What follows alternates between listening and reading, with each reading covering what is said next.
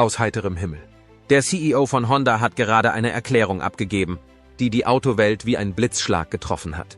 Kein Konzeptfahrzeug, kein glänzender Prototyp, nur ein paar Worte. Und plötzlich fühlt sich alles anders an. Wenn das Aufladen ihres Elektroautos nicht so billig ist, wie sie dachten. Wenn Benzinautos ein schockierendes Comeback feiern. Wenn Honda etwas weiß, was der Rest der Welt nicht weiß. Hinter verschlossenen Türen geraten die Autohersteller in Panik und Insider sagen, dass es sich nicht um einen PR-Gag handelt. Es ist ein Paradigmenwechsel. Dreht Honda das Drehbuch für Elektroautos um? Stehen wir am Beginn einer neuen Ära oder am Ende der Ära, die uns versprochen wurde? Sie werden es bald herausfinden. Bleiben Sie bei uns. Der Kopf. Honda hat gerade Schockwellen durch die Elektrofahrzeug- und Automobilbranche geschickt. Während sich die meisten Autohersteller darum bemühen, auf Elektrofahrzeuge umzusteigen, hat der CEO von Honda eine Erklärung abgegeben, die die Branche in ihren Bahnen hält. Die neue Motorentechnologie des Unternehmens, so seine Aussage, hat das Potenzial, die heutigen Elektroautosysteme überflüssig zu machen. Dies ist nicht nur eine kühne Behauptung, das ist ein direktes Zitat und es hat enorme Auswirkungen. Doch bevor wir uns mit den Einzelheiten dieser potenziell bahnbrechenden Innovation befassen, ist es wichtig, das Gesamtbild zu verstehen. Diese Ankündigung ist kein plötzlicher Schritt. Sie ist das Ergebnis einer jahrelangen kalkulierten Strategie, einer Entwicklung hinter den Kulissen und einer zielgerichteten Vision, die Honda im Stillen verfolgt hat.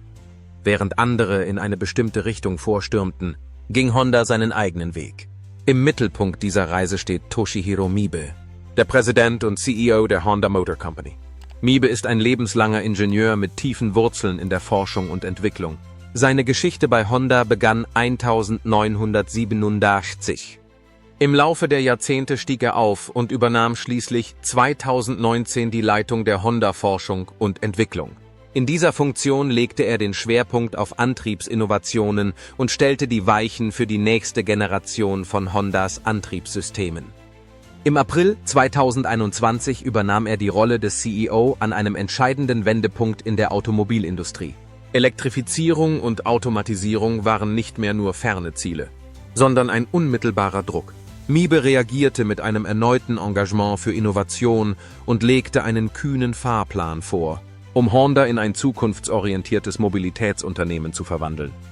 Dazu gehört das Versprechen, bis 2040 einen Anteil von 100% an Elektro- und Wasserstoff-Brennstoffzellenfahrzeugen zu erreichen, mit Meilensteinen von 40% bis 2030 und 80% bis 2035 in wichtigen globalen Märkten. Um diese Umstellung Wirklichkeit werden zu lassen, hat sich Honda verpflichtet, in den nächsten 10 Jahren rund 40 Milliarden Dollar zu investieren. Der Plan sieht vor, bis 2030 neue Elektrofahrzeugmodelle auf den Markt zu bringen und die Produktionskapazität für mehr als 2 Millionen Elektrofahrzeuge pro Jahr zu erhöhen. Im Mittelpunkt dieser Bemühungen steht die Batterietechnologie. Honda entwickelt fortschrittliche Batterietypen, darunter Lithium-Ionen, Semi-Solid-State und All-Solid-State-Systeme der nächsten Generation. Diese Durchbrüche zielen darauf ab, die Sicherheit, die Leistung und die Erschwinglichkeit von Fahrzeugen zu verbessern. Mibe hat auch einen flexiblen Ansatz für saubere Energie gewählt, da er erkannt hat, dass eine vollständige Elektrifizierung nicht überall machbar ist. Aus diesem Grund verfolgt Honda mehrere Wege, darunter Wasserstoff-Brennstoffzellen und kohlenstoffneutrale Kraftstoffe. Diese Optionen sind vor allem für Sektoren wie die Luftfahrt relevant, wo Batterien besonderen Beschränkungen unterliegen. Bei seiner Strategie geht es nicht nur um interne Entwicklung. Honda hat sich aktiv um Partnerschaften bemüht, um seine Fortschritte zu beschleunigen. Eine der bemerkenswertesten Kooperationen ist die mit General Motors. Gemeinsam entwickeln die beiden Unternehmen elektrische Plattformen und Batterietechnologien für den nordamerikanischen Markt. Diese Partnerschaft bündelt Fachwissen und Infrastruktur und hilft beiden Unternehmen, in einem sich rasch entwickelnden Umfeld wettbewerbsfähig zu bleiben. In Anerkennung seiner Beiträge wurde Mibe 2024 mit dem Industry Leadership Award der SAE Foundation geehrt. Diese Auszeichnung unterstreicht seine Rolle bei der Ausrichtung von Honda auf eine nachhaltigere Zukunft und bei der Unterstützung von Innovation und MINT-Bildung auf diesem Weg. Unter seiner Führung folgt Honda nicht nur den Trends, es trägt dazu bei, sie zu gestalten. Sein Ansatz verbindet technisches Verständnis mit strategischem Weitblick und hat bereits Einfluss auf breitere Bewegungen in der Branche hin zu umweltfreundlichen und technologisch fortschrittlichen Mobilitätslösungen.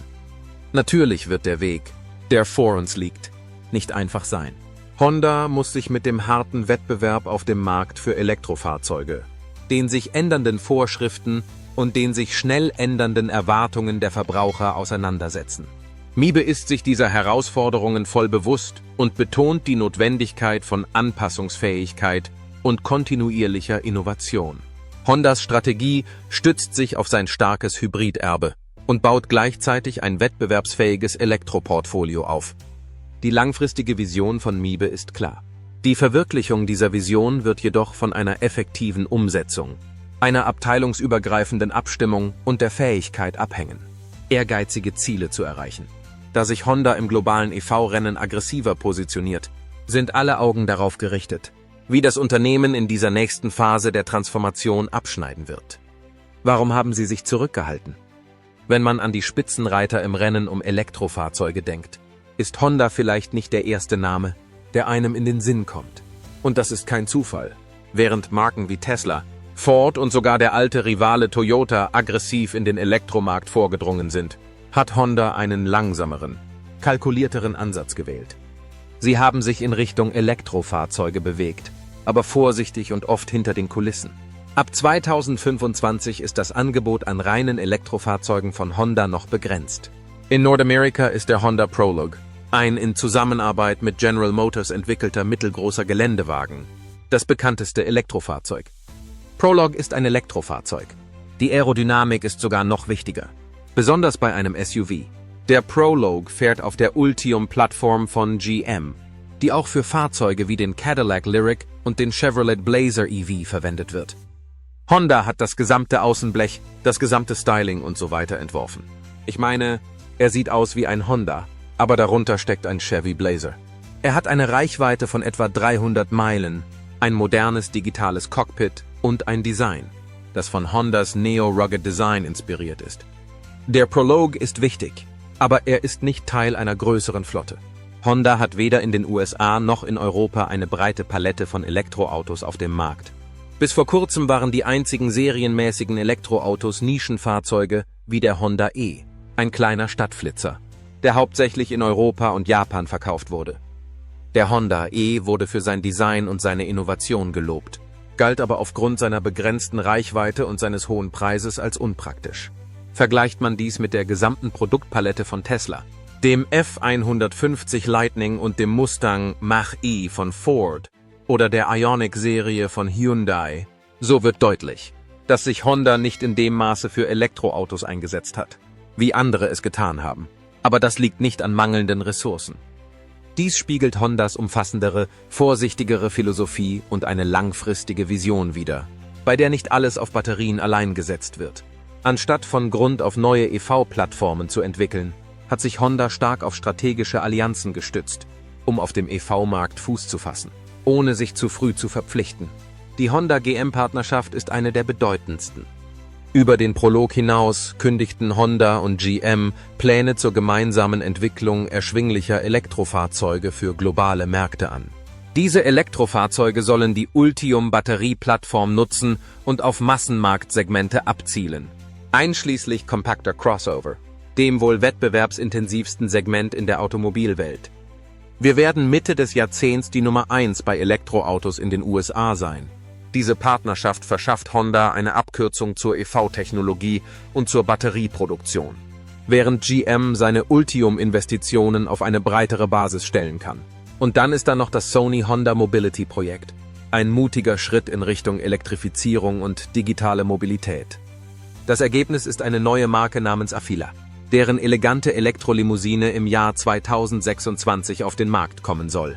Die Säulen von Afeela, die darauf abzielen, Mobilität zu einem Partner zu machen, der wächst, sich weiterentwickelt und die Menschen immer wieder aufs Neue überrascht.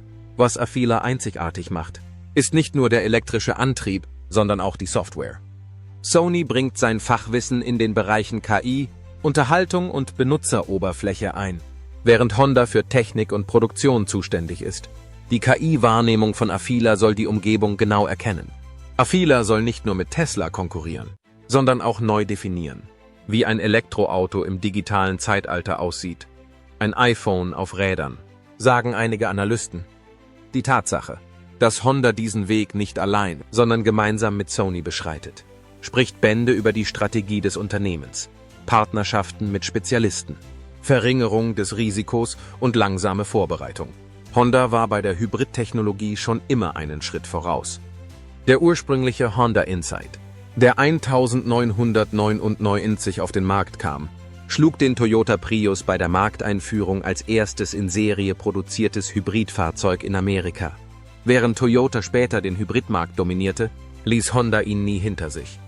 Bis heute verlässt sich Honda in hohem Maße auf sein Hybridprogramm, um die Ziele in Bezug auf Kraftstoffverbrauch und Emissionen zu erreichen. Fahrzeuge wie der CR-V Hybrid, der Accord Hybrid und der Civic Hybrid sind nach wie vor Eckpfeiler der Elektrifizierungsstrategie des Unternehmens. Im Gegensatz zu Toyota, das ein eher traditionelles Hybrid-Elektrosystem verwendet, ist Hondas System, das sogenannte Zwei-Motoren-Hybridsystem, einzigartig. Häufig wird der Benzinmotor ausschließlich zur Stromerzeugung genutzt, während Elektromotoren bei niedrigeren Geschwindigkeiten die Räder direkt antreiben. Mit diesem Ansatz ist es Honda gelungen, Efficiency, Leistung und Erschwinglichkeit in Einklang zu bringen. Aber was noch wichtiger ist, es spiegelt eine strategische Überzeugung wider. Die vollständige Elektrifizierung ist nicht die einzige Lösung. Auf vielen globalen Märkten, vor allem in Asien und Teilen Nordamerikas, ist die Ladeinfrastruktur für Elektroautos nach wie vor unzureichend. Für Honda sind Hybride nicht nur eine Übergangsstrategie, sie sind eine praktische Alternative, die die Verbraucher bereits verstehen. Ende 2023 kündigte Honda sein Ziel an, den Absatz von Hybridfahrzeugen bis 2030 zu verdoppeln, insbesondere in den USA, wo die Akzeptanz von Elektrofahrzeugen zwar wächst, aber nicht überall gleich ist. In einer Welt, in der Verbrennungsmotoren immer mehr in den Hintergrund treten, steckt Hondas Hybrid-Engagement hervor. Und das nicht zufällig. Hinter den Kulissen tätigt Honda ernsthafte Investitionen in die Batterieentwicklung und kauft nicht einfach Technologie von der Stange. Das Unternehmen plant, in den nächsten 10 Jahren rund 65 Milliarden Dollar in die Elektrifizierung zu investieren. Einer der weltgrößten Automobilhersteller will Berichten zufolge in Kanada eine Milliardeninvestition tätigen, um nach anderen großen Herstellern auch Elektrofahrzeuge zu bauen. Ein Teil davon ist für die Batterieproduktion vorgesehen, einschließlich der Entwicklung von Festkörperbatterien, einer Technologie, die von vielen als der nächste große Schritt nach der Lithium-Ionen-Technologie angesehen wird. In Nordamerika baut Honda im Rahmen eines Joint Ventures mit LG Energy Solution ein 4,4 Milliarden teures Batteriewerk in Ohio. Zusammen werden Honda und LG Energy Solution 4,4 Milliarden Dollar hier in Ohio investieren. Die Anlage soll 2025 in Betrieb gehen und die Produktion von Elektrofahrzeugen auf dem gesamten Kontinent unterstützen.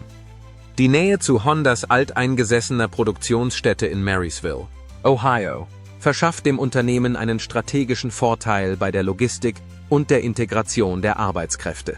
In der Zwischenzeit setzt Honda die Forschung an Semi-Solid-State-Batterien fort, um die Energiedichte, die Sicherheit und die Kosten zu verbessern. 3 entscheidende Faktoren, die die Akzeptanz von Elektrofahrzeugen verändern könnten. Doch trotz dieser langfristigen Investitionen hat es Honda nicht eilig, batteriebetriebene E-Fahrzeuge auf den Markt zu bringen. Der Grund dafür ist, dass das Unternehmen noch nicht davon überzeugt ist, dass der Markt oder die Infrastruktur für eine Masseneinführung in dem von den Autoherstellern erhofften Umfang bereit ist. Von der Wall Street bis zu globalen politischen Entscheidungsträgern wurde Honda zunehmend unter Druck gesetzt, kühne EV-Ziele zu verkünden. Viele Investoren wollen, dass die Autohersteller ihr Engagement für die Elektrifizierung mit auffälligen Zeitplänen und milliardenschweren Erklärungen signalisieren. Unser Betrieb hier wird eine Schlüsselrolle als neues Zentrum für Elektrofahrzeuge spielen. Honda hat, wie ich bereits erwähnt habe, einen weitaus maßvolleren Fahrplan vorgelegt. Honda hat angekündigt, bis 2040 zu 100% auf Elektro- und Wasserstoffantrieb umzusteigen, wobei 40% der Verkäufe bis 2030 und 80% bis 2035 elektrisch sein sollen. Diese Zahlen liegen jedoch hinter denen von Ford und GM, die sich aggressivere Ziele gesetzt und sie entsprechend vermarktet haben. Dies hat einige Kritiker veranlasst, Honda als rückständig zu bezeichnen. Aus der Sicht von Honda ist es jedoch eine Frage des Realismus. Sie argumentieren, dass eine langsamere Einführung aufgrund der Ladeinfrastruktur, des Mangels an Batterierohstoffen und der regionalen Marktunterschiede nicht nur sinnvoll, sondern auch notwendig ist. Intern hat sich Honda klar geäußert. Sie werden nicht nach Marktanteilen jagen, nur um Schlagzeilen zu machen. Sie wollen E-Fahrzeuge gewinnbringend, nachhaltig und mit minimaler Unterbrechung ihrer langjährigen globalen Lieferketten herstellen. Alles deutet auf eine Strategie hin, bei der es weniger darum geht, der Erste zu sein, sondern vielmehr darum, Recht zu haben. Hondas Ansatz spiegelt ein Unternehmen wider, das mehrere Wege zur Kohlenstoffneutralität sieht: Hybride, Wasserstoff- und Elektrofahrzeuge. Während andere alles auf batterieelektrische Fahrzeuge setzen, geht Honda auf Nummer sicher und entwickelt Technologien für Märkte, in denen BEVs in naher Zukunft nicht rentabel sein könnten. Diese Zurückhaltung mag wie eine Verzögerung aussehen, aber Honda glaubt, dass es sich um eine langfristige Führungsrolle handelt. Das gibt ihnen Zeit, die Batterietechnologie zu verbessern, die Lieferketten zu sichern und die Fallstricke eines übersättigten, unzureichend vorbereiteten Marktes für Elektrofahrzeuge zu vermeiden. Aber was wäre, wenn Honda nicht im Rückstand wäre, sondern einfach ein ganz anderes Spiel spielen würde? Um das zu verstehen, müssen wir uns die langfristige Strategie des Unternehmens in einem anderen Bereich ansehen, den die meisten Autohersteller aufgegeben haben. Wasserstoff- und Hybridantriebe, eine ruhige Sache. Während die meisten Autohersteller sich beeilt haben, ihre Fahnen in die batterieelektrische Zukunft zu stecken, hat Honda einen anderen Weg eingeschlagen. Still und leise. Absichtlich. Tatsächlich ging es dem Unternehmen nie nur um das Anschließen an die Steckdose. Es ging darum, vorwärts zu fahren. Im wahrsten Sinne des Wortes. Denn während sich der Rest der Branche auf Lithium-Ionen-Autos und Reichweitenschätzungen stürzte, machte Honda Fortschritte in Bereichen, die jahrelang als Sackgassen abgetan wurden. Angefangen mit Wasserstoff. Hondas Engagement für Wasserstoff hat nicht erst im letzten Jahr oder gar im letzten Jahrzehnt begonnen. Es reicht über 20 Jahre zurück, als die Idee eines mit sauberem, komprimiertem Wasserstoff betriebenen Autos eher Science Fiction als Realität war. Im Jahr 2002 brachte Honda den FCX auf den Markt, eines der ersten staatlich zertifizierten Brennstoffzellenfahrzeuge der Welt. Es war kein Konzeptfahrzeug. Es war kein Labortest. Es war echt. Es funktionierte. Und es war ein Vorgeschmack auf etwas Größeres. Dieses Fahrzeug legte den Grundstein für etwas viel Ehrgeizigeres. Der FCX Clarity, der 2008 auf den Markt kam, war schnittig, leise und seiner Zeit voraus. Der Clarity konnte mit einem vollen Wasserstofftank über 240 Meilen weit fahren und in weniger als 5 Minuten aufgetankt werden. Im Gegensatz zu batteriebetriebenen Elektrofahrzeugen, die stundenlang aufgeladen werden müssen, versprach dieses Auto den Komfort eines Benziners ohne Auspuffemissionen. Doch trotz der starken Technik und der futuristischen Vision hatte der Wasserstoff einen fatalen Makel. Es gab nicht genügend Tankstellen, um ihn rentabel zu machen. Für jeden Sprung im Design zog der Mangel an Infrastruktur die Dinge auf den Boden zurück. Trotzdem hat Honda nicht aufgegeben. Und genau hier wird die Geschichte interessant. Denn als Toshihiro Mibe im Jahr 2021 die Rolle des CEO übernahm, hat er Hondas Wasserstoffprogramm nicht auf Eis gelegt, sondern es weiterentwickelt. Er machte deutlich, dass Honda das Thema Brennstoffzellen nicht aufgeben würde. Toshihiro erklärte sogar ganz offen, dass Wasserstoff ein Schlüsselelement in Hondas Fahrplan zur Kohlenstoffneutralität sein würde. Zu einer Zeit, in der die meisten Automobilhersteller voll und ganz auf Batterien setzten, stellte Honda eine Zukunft mit mehreren Pfaden vor. Eine, die Wasserstoff, Hybride und batteriebetriebene E-Fahrzeuge umfasst. Unter Toshihiros Führung baute Honda die bestehende Partnerschaft mit General Motors weiter aus. Während sich die meisten Schlagzeilen auf die gemeinsamen EV-Projekte wie den Honda Prologue konzentrierten, wurde hinter den Kulissen an etwas anderem gearbeitet. Brennstoffzellensysteme der nächsten Generation. Honda und GM haben in Michigan ein Joint Venture gegründet, um erschwingliche, skalierbare Wasserstoff-Brennstoffzellen zu entwickeln. Die Idee war nicht, Wasserstoffautos für die breite Masse zu bauen, zumindest noch nicht, sondern mit gewerblichen und industriellen Bereichen zu beginnen. in denen Wasserstoff heute tatsächlich sinnvoll ist. Anfang 2024 kündigte Honda die Aufnahme einer begrenzten Produktion dieser neuen Brennstoffzellensysteme an, die in Nutzfahrzeugen, Notstromaggregaten und sogar in Baumaschinen eingesetzt werden sollen. Diese Umstellung auf Wasserstoff für schwere Nutzfahrzeuge und Industriefahrzeuge ist kein Rückzug. Es ist eine Änderung der Strategie. Sie zielt auf Orte ab, an denen eine zentrale Wasserstoffbetankung bereits möglich ist und an denen die Elektrifizierung durch Batterien ernsthafte Herausforderungen in Bezug auf Gewicht, Ladezeit und Reichweite darstellt. Und dabei geht es nicht nur um Brennstoffzellen.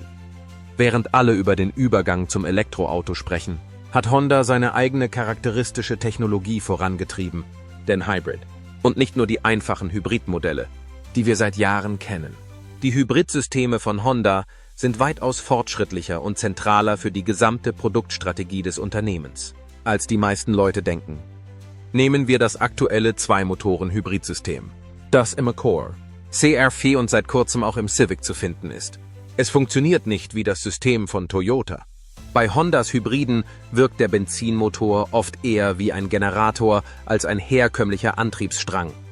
Bei niedrigen und mittleren Geschwindigkeiten werden die Räder fast ausschließlich von Elektromotoren angetrieben, während der Motor lediglich die Batterie auflädt. Das bedeutet sanfte Beschleunigung, höhere Effizienz und bessere Leistung im Stadtverkehr. Und das alles, ohne an die Steckdose zu müssen. Es ist keine Spielerei. Es ist eine Brücke. Eine realistische und effektive Brücke zwischen Verbrennungsmotor und vollständiger Elektrifizierung. Aus diesem Grund sind Honda-Hybride in Märkten wie Japan und Europa, wo dichte Städte und kürzere Fahrzeiten die Norm sind, unglaublich populär geworden. Was diese Strategie noch spannender macht, ist die Tatsache, dass sie sich mit den realen Herausforderungen bei der Einführung von Elektrofahrzeugen deckt. Trotz des Hypes stehen batteriebetriebene Elektrofahrzeuge immer noch vor großen Problemen. Lange Ladezeiten, begrenzte Ladeinfrastruktur in ländlichen Gebieten und eine starke Abhängigkeit von seltenen Erden wie Lithium, Kobalt und Nickel. Diese Ressourcen sind nicht unbegrenzt vorhanden. Und ihre Gewinnung bringt eigene ökologische und ethische Bedenken mit sich. Die Führung von Honda war erfrischend ehrlich in Bezug auf diese Kompromisse. Toshihiro und sein Führungsteam haben argumentiert, dass keine einzelne Technologie, nicht einmal IV, alle Probleme lösen können. In einigen Teilen der Welt sind E-Fahrzeuge sinnvoll. Mit anderen Worten, Hybride könnten praktischer sein. Und in kommerziellen Umgebungen könnte Wasserstoff die beste Antwort von allen sein. Es gibt keine Einheitsgröße für alle. Es ist eine Frage der Zeit. Vielleicht ist das der Punkt, an dem das Ganze Sinn macht. Denn während die Elektromobilisten auf die Batterien schauten, tüftelte Honda an etwas ganz anderem. Und wir werden bald soweit sein. All Dies, die Hybridsysteme, die Investitionen in Wasserstoff und das gewollte Tempo zeichnen ein ganz anderes Bild von Hondas Rolle in der Branche. Es ist nicht so, dass sie langsam gewesen wären, sondern dass sie selektiv waren. Sie sind nicht in die Falle getappt, große Ankündigungen zu machen, ohne die Infrastruktur, die Partnerschaften oder die Technologie zu haben, um sie zu unterstützen. Sie haben sich zuerst auf die Technik und dann auf die Schlagzeilen konzentriert. Und was vielleicht noch wichtiger ist, sie haben sich ihre Optionen offen gehalten.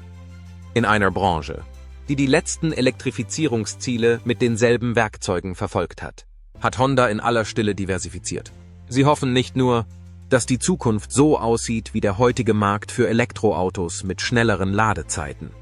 Sie bereiten sich auf mehrere Zukünfte vor. Einige, in denen sich Wasserstoff durchsetzt, andere, in denen Hybride dominieren und wieder andere, in denen der Durchbruch bei den Festkörperbatterien das gesamte Spielfeld verändert. Im Zentrum all dessen steht eine Denkweise, die von Technik, Geduld und dem Verständnis geprägt ist, dass es bei der Disruption vor allem darum geht, sich intelligent zu bewegen. Und das war von Anfang an Hondas Spiel. Aber all das ist natürlich nur dann von Bedeutung, wenn Honda diese Strategien auch tatsächlich mit echten Ressourcen unterstützt. Bislang haben wir über Idee, Ausrichtung und Philosophie gesprochen. Schauen wir nun unter die Motorhaube. Und zwar buchstäblich. Wenn Honda wirklich auf etwas Größeres hinarbeiten würde, etwas, das den Weg der gesamten Autoindustrie verändern könnte, dann würde es nicht nur als Konzept existieren. Es bräuchte Infrastruktur, Patent, Fabriken und jahrelange geheime Entwicklung. Und es stellt sich heraus, dass sie all das haben. Doch all das bedeutet nicht viel. wenn das Unternehmen nicht wirklich Geld in die Hand nimmt. Was hat Honda also tatsächlich hinter den Kulissen gebaut? Veredelung der Industrie. Heute Abend steht die Welt des Transportwesens am Rande einer Offenbarung.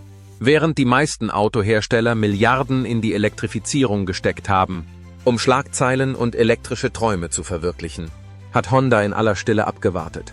Aber jetzt wurde dieses Schweigen gebrochen. Und was dabei herauskam, könnte die Grundlagen der EV-Revolution erschüttern.